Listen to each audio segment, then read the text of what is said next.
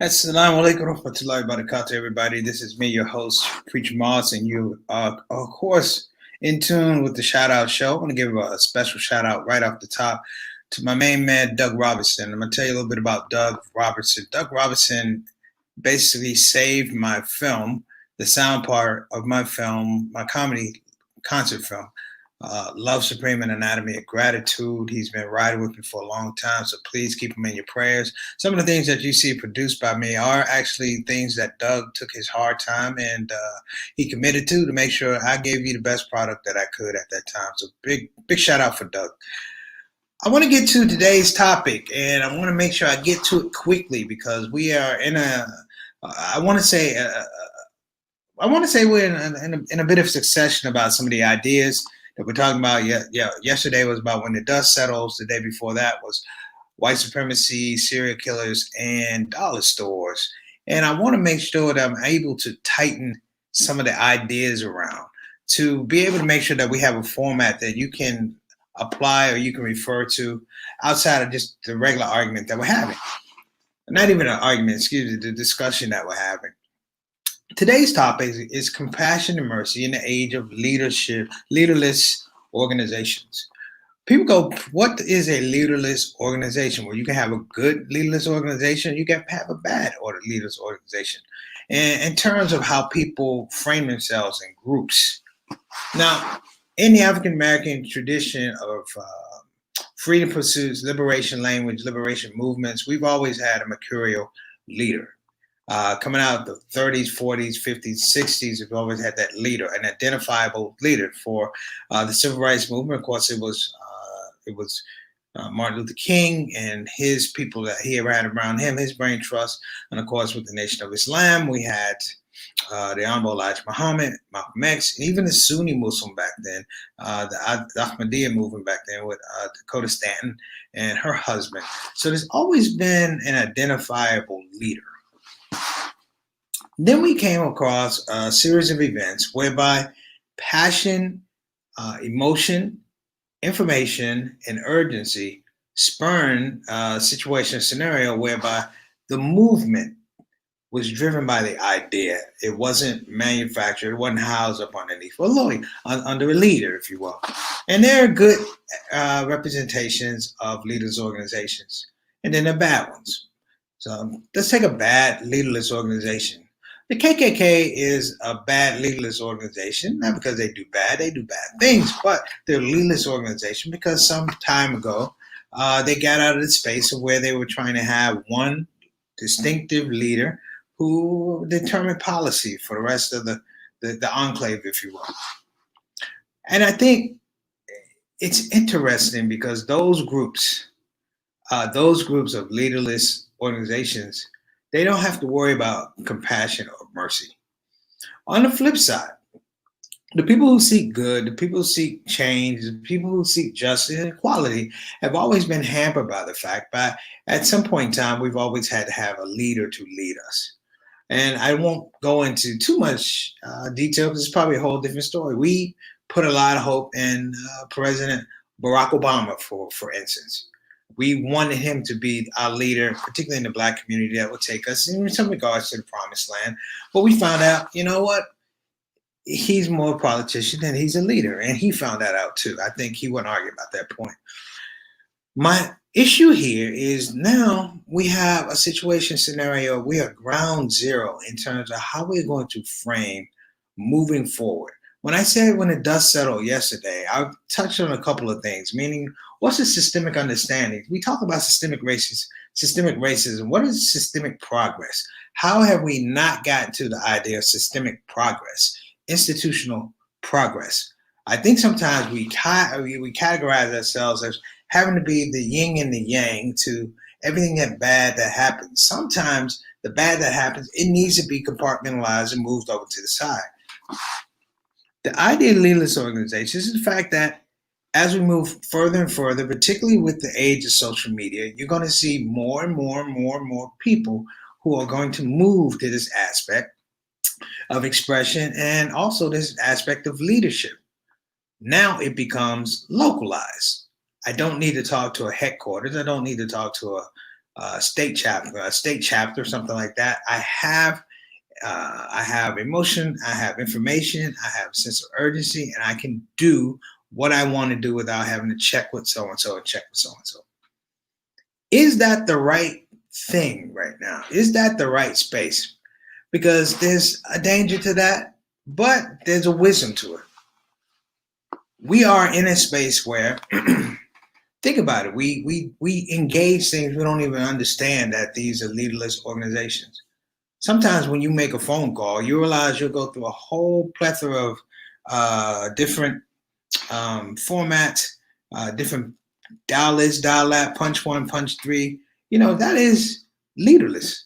You never get to the person, the visible person or the physical voice, unless that process totally breaks down. And there's a movement coming. There's a movement coming, and the movement of our children, the movement of children who are looking at how we engage political unrest, how we engage our efforts for freedom, and how we pursue justice. Now, there's a great book. If you ever get a chance to read it, this book is The Starfish and the Spider. I can't see it, but The Starfish and the Spider. I love this book. And it's called The Unstoppable Power of Leaderless Organizations. The idea of the spider, brothers and sisters, is that if you have a spider, you cut the head off, you have killed the spider. It still has legs, but you cut the head off, it's done. With a starfish, if you cut a leg off, it grows another starfish.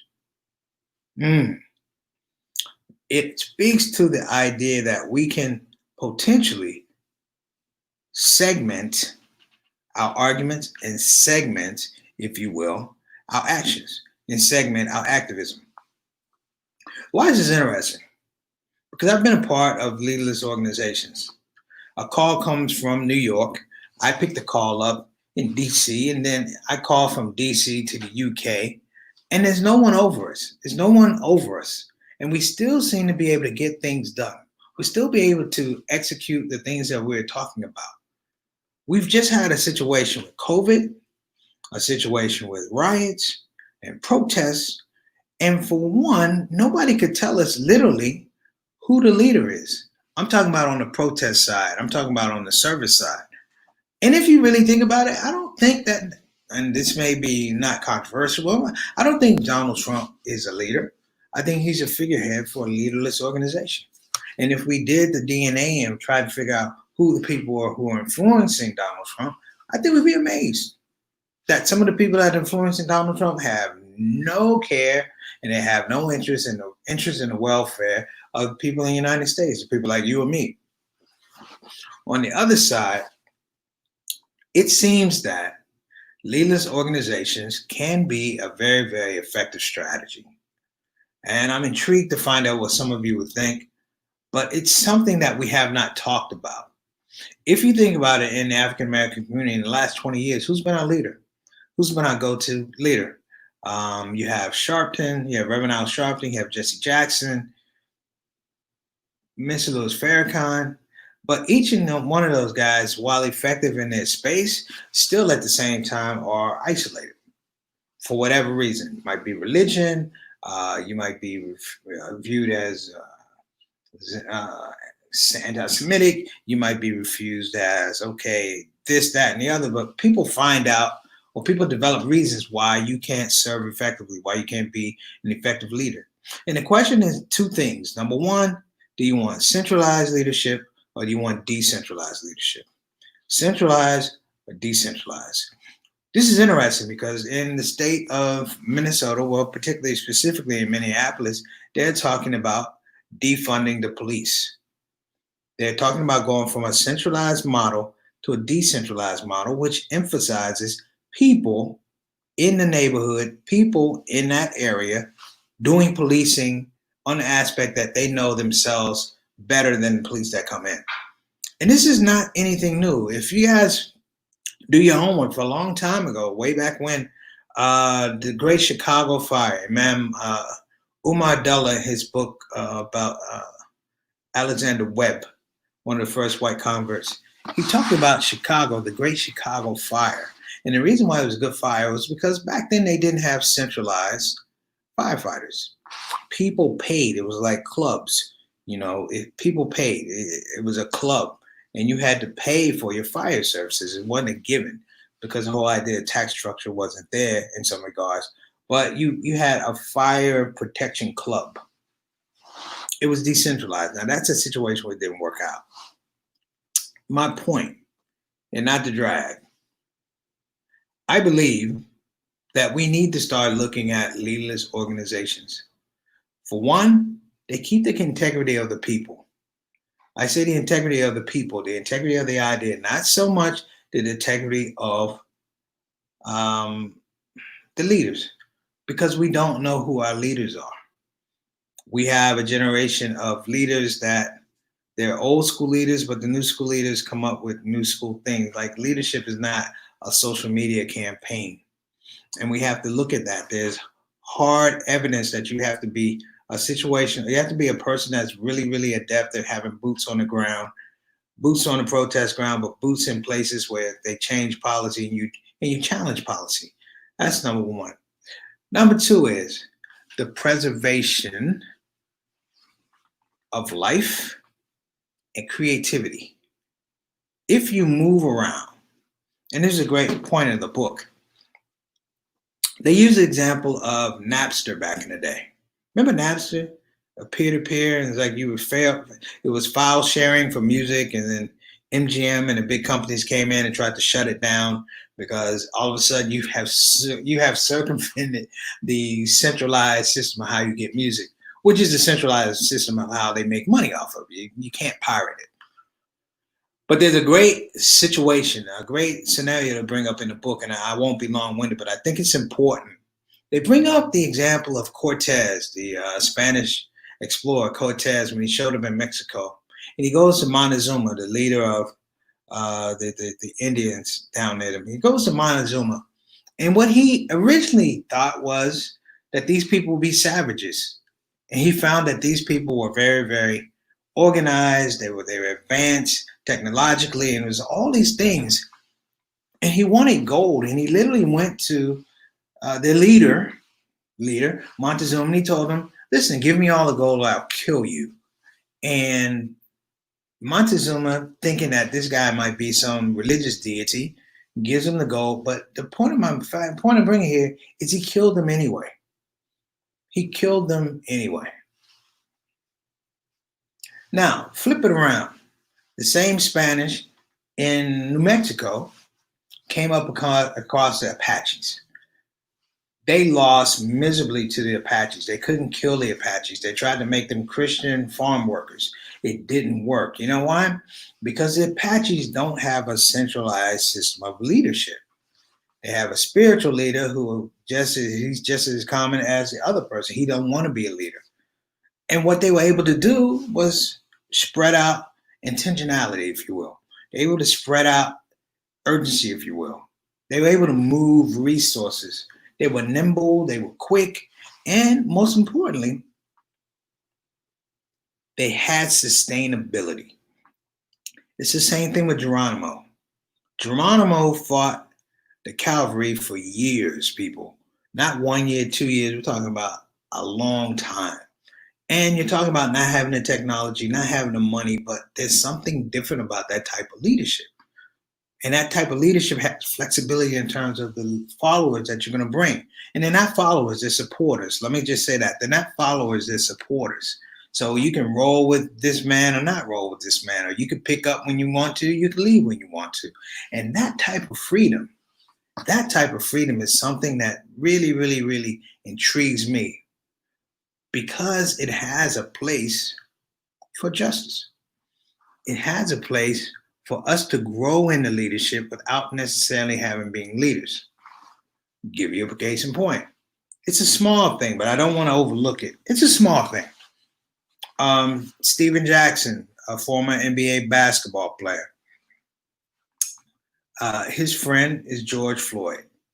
George Floyd was killed. We all know this. Let me give a shout out. LA, man, love y'all. Assalamu alaikum.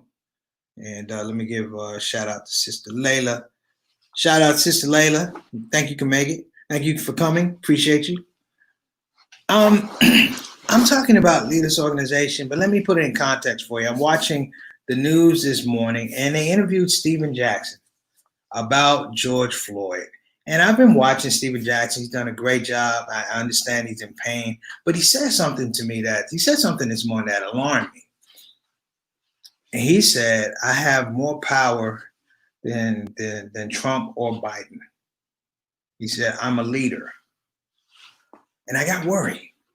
That's because that's not your position. Your position is to advocate for your fallen soldier. But he says, I have this power. Now, I'm not worried about Stephen Jackson running for president or anything like that, or NAACP or anything like that. But it frightened me because now you're taking on the space of you have a centralized or a galvanized, if you will, opinion of yourself in terms of how you move people on a chessboard, if you will.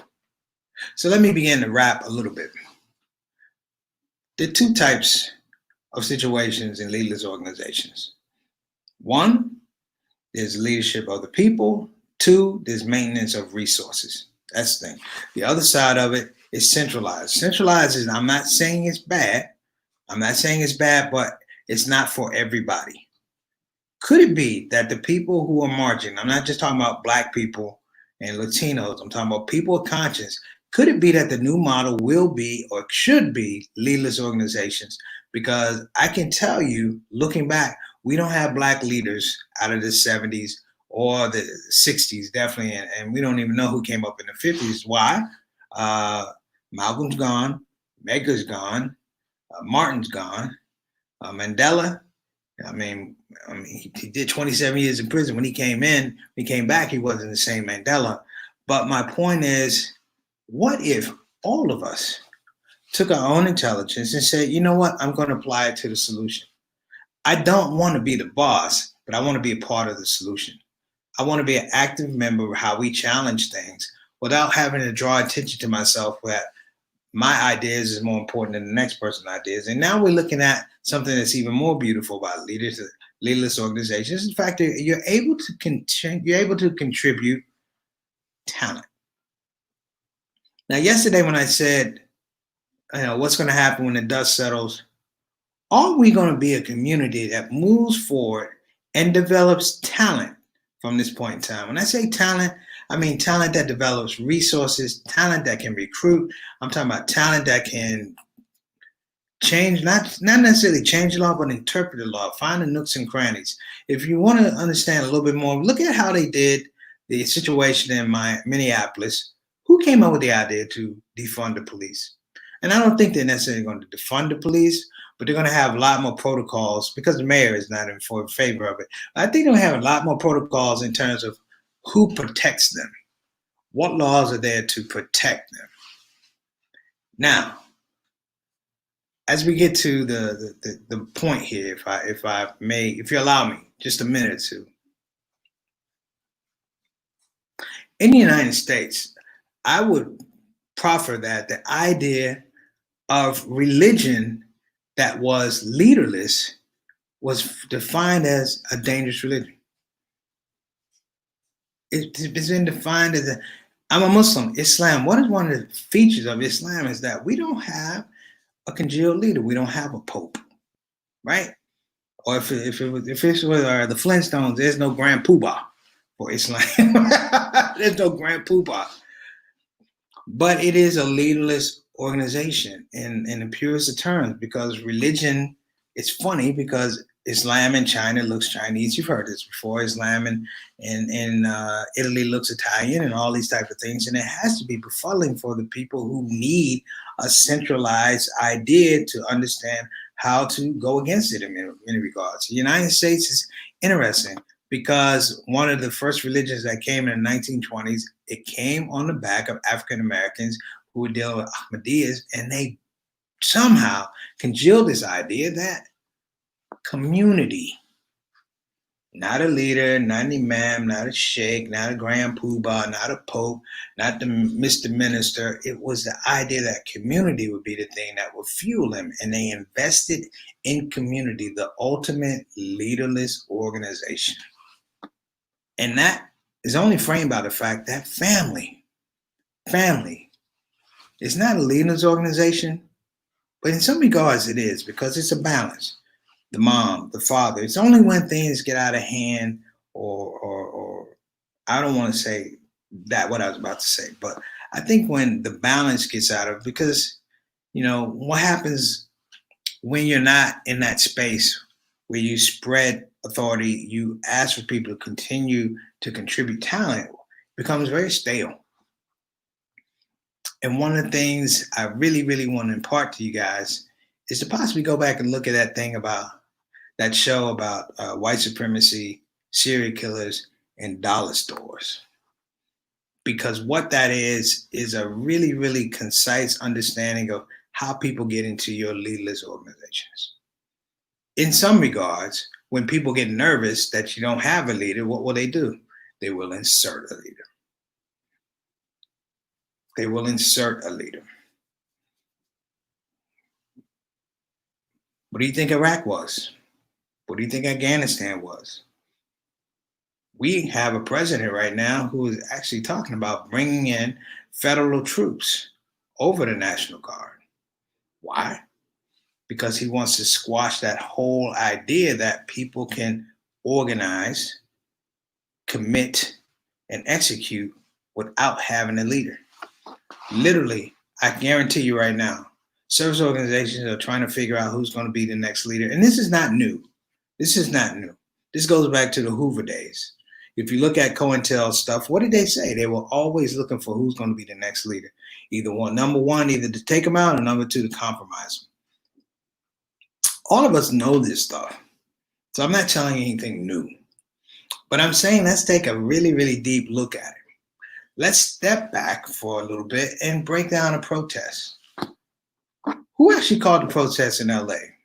Who called the protest in Houston? Who called the protest in New York?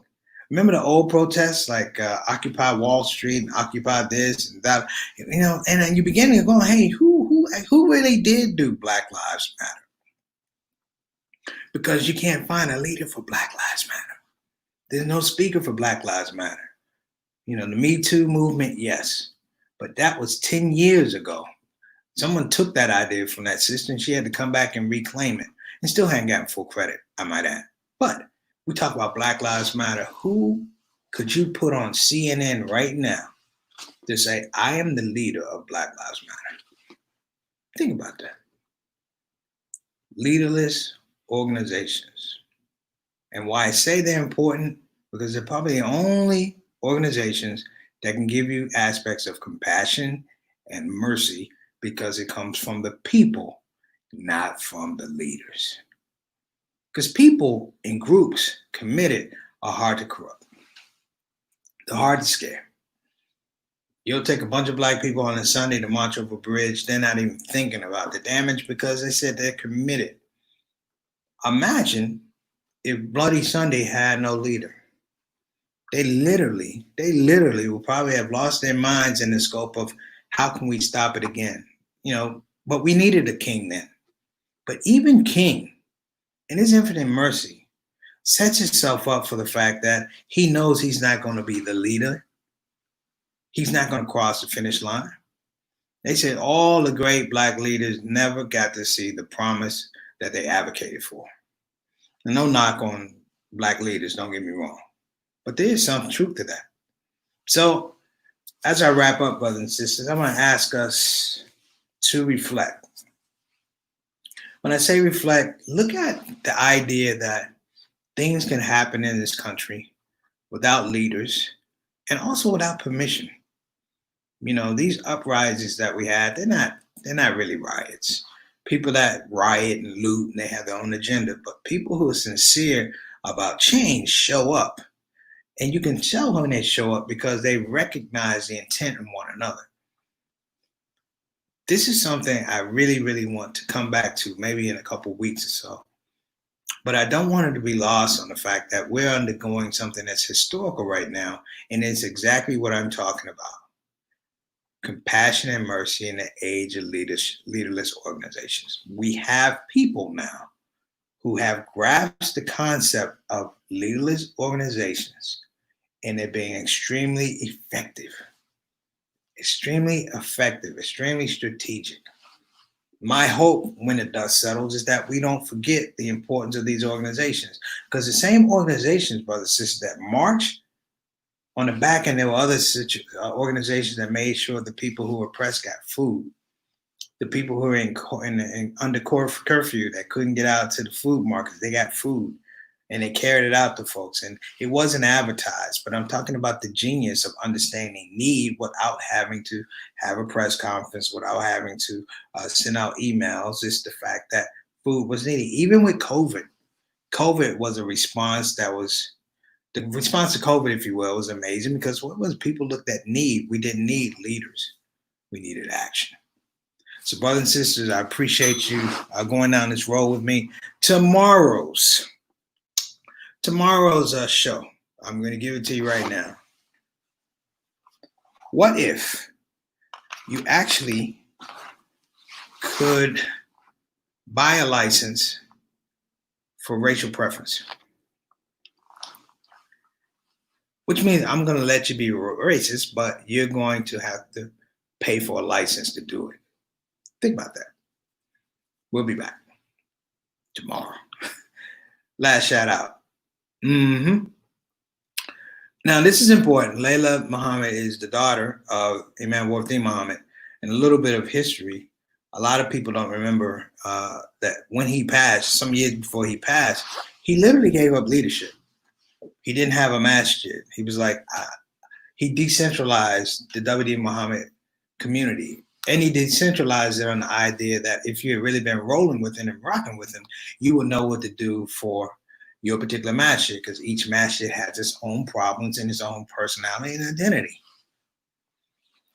I'm not going to say whether it's been effective or not. It's been effective for some, and for some it has been not as effective. But he actually championed the idea of leaderless organizations, where the organization, the power of all these masjids would be that we could come together and bring our own individual identity and, of course, talents and resources. So it's happening. It's happening. Sometimes you just got to stop and take a look at it. Listen, brothers and sisters, I appreciate you. And thank you so much for coming on the show. Tomorrow's show is going to be fun, because you will get to see me in my full glory. Talk about race in the most irreverent of terms. No curse words, but it'll probably elicit some from some of the viewers. I appreciate you. Have a wonderful, wonderful day. Preacher Mars Shout Out Show. See you tomorrow. Assalamu alaikum wa rahmatullahi wa barakatuh.